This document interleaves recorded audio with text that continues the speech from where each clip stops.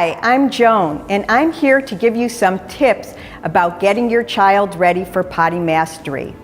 If William Shakespeare had a 2-year-old, he might be asking, to pee or not to pee? That is the question. But Shakespeare's not watching this video, you are. And perhaps you don't just have one question, but rather a lot of questions about potty training. For starters, let's begin by adjusting the language we use so it paints a more accurate picture. Almost everyone speaks about this developmental milestone as potty training a child, but I prefer to call it potty mastery. You see, training implies something we do to someone else.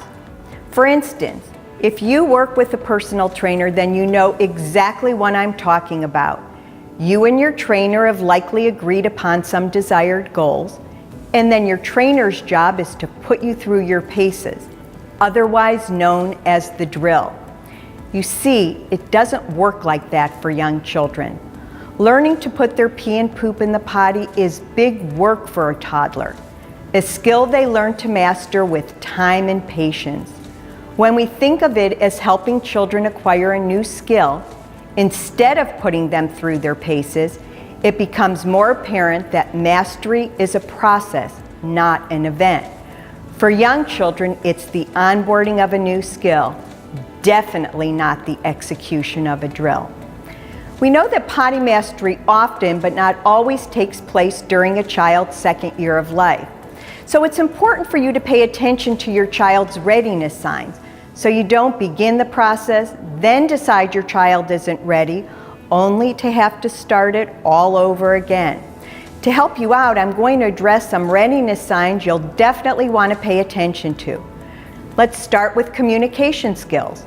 Can your child verbally or non-verbally communicate the need to use the potty? Then fine motor skills.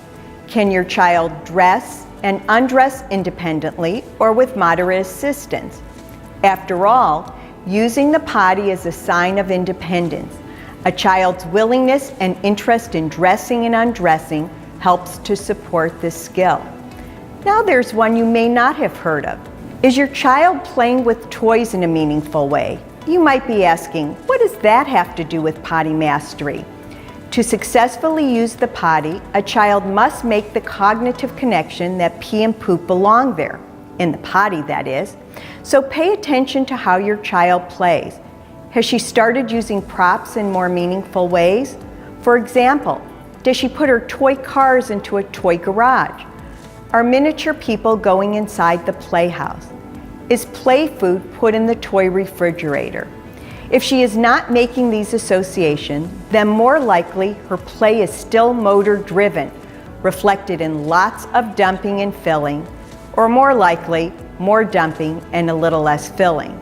If so, then you'll definitely want to hold off for a while. Lastly, does your child seek a private spot to defecate? Or does your child tell you to look away when he's having a bowel movement? This is a sign that your child may want privacy, and also that he is aware of his need to poop. But most importantly, don't forget, readiness also applies to you too. Ask yourself, are you emotionally ready to provide your child with the support while they're onboarding this new skill? A calm, cool, and collected parent is exactly what your pre-potty tot needs. For more information about potty mastery, check our website for potty mastery classes or schedule a one-on-one consultation to address your specific needs.